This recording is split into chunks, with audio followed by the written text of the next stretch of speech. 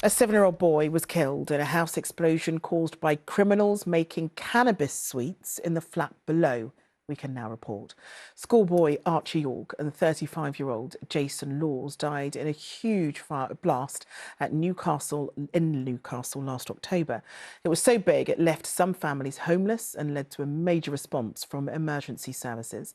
Today, after Reece Galbraith admitted double manslaughter, a court heard he'd been using 100 gas canisters in a makeshift drugs lab. Greg Easteel has the story.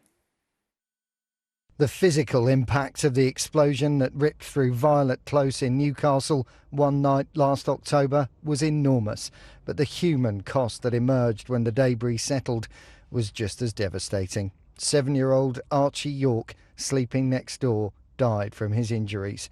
The body of Jason Laws pulled from the wreckage hours later. More than 150 people were evacuated from their homes when the fire first raged. Their trauma only added to when it emerged during investigations here that what happened was the result of cannabis production gone catastrophically wrong. And today, this man, Reece Galbraith, admitted he'd been responsible for what happened. Appearing via a video link from prison, Reece Galbraith only said 5 words to the court in barely more than a whisper, but they were all hugely significant. The first was a yes to confirm his name. The other 4, all the words guilty to the 4 charges against him.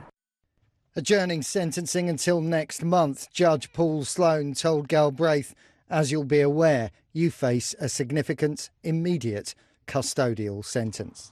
As news spread of developments in courts, I spoke to neighbours whose homes had been shaken by the blast that night. I haven't got a clue who he is, and I don't want to know neither. What's the right punishment, would you say? I want to put him in jail and lock him there for good. The boy who died, little boy, he will also get justice. It's still a heartbreaking time for people Yes, here. it is, of course, of course. I know about my daughter. If I lost her suddenly, then what would happen with me? The properties torn apart by the blast have since been demolished. Grass and flowers poking through where lives were so suddenly and horrifically lost. But the pain and the memories of what happened here, you suspect, will take much longer to erase. Greg Easteel, ITV News, Newcastle.